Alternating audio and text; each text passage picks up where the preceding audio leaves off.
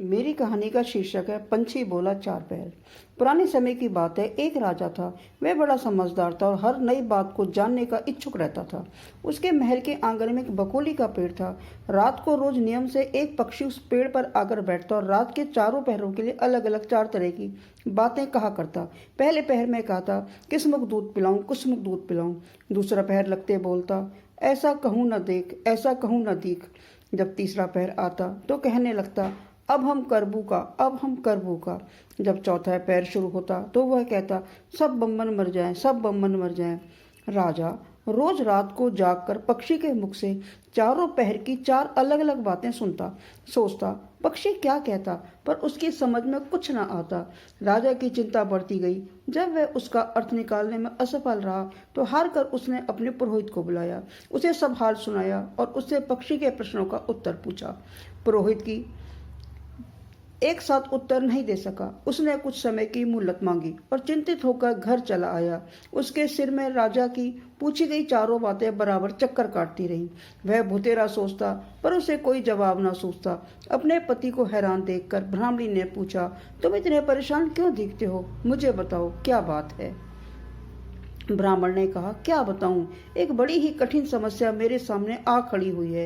राजा के महल का जो आंगन है, वहां रोज रात को एक पक्षी आता है और चारों पहरों में नित्य नियम से चार अलग अलग बातें कहता है। राजा पक्षी को उन बातों का मतलब नहीं समझा तो उसने मुझे उनका मतलब पूछा, पर पक्षी की पहेलियां मेरे समझ में भी नहीं आती।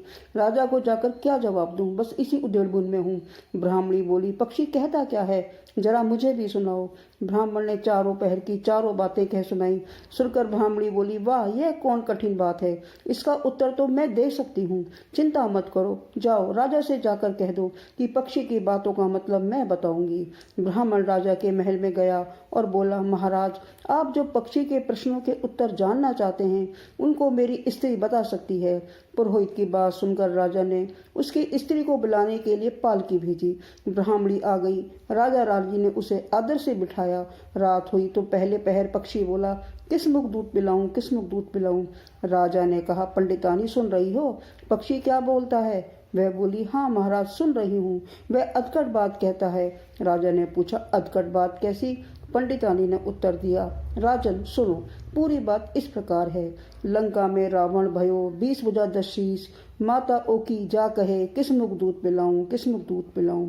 लंका में रावण ने जन्म लिया है, उसकी 20 भुजाएं और 10 शीश हैं।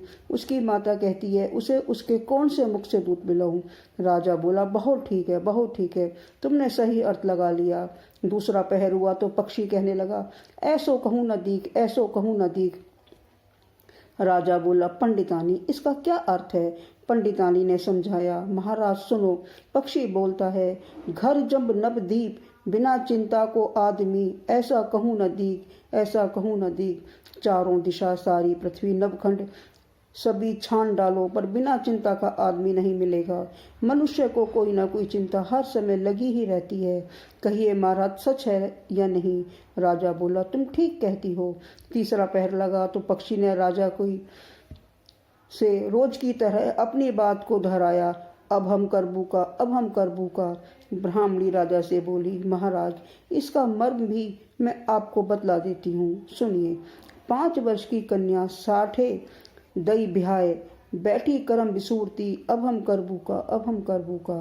5 वर्ष की कन्या को 60 वर्ष के बुढ़े के गले बांध दो तो बेचारी अपना करम पीट कर यही कहेगी, अब हम करबू का, अब हम करबू का।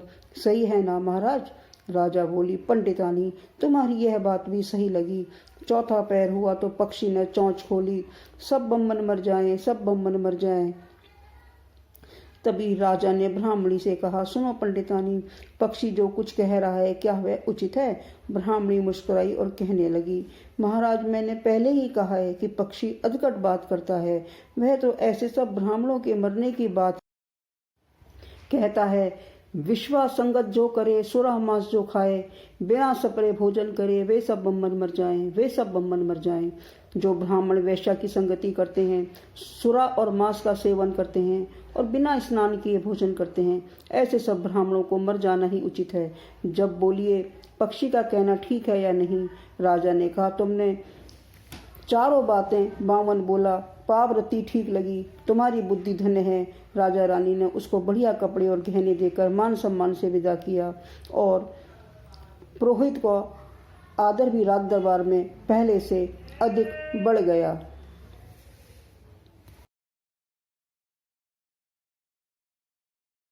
दोस्तों, अगर आपको मेरी यह कहानी अच्छी लगी हो तो लाइक कमेंट शेयर जरूर करें और जो पहली बार आए हैं वो मेरे चैनल को सब्सक्राइब जरूर करें और अपने सुझाव कमेंट बॉक्स में अवश्य लिखें।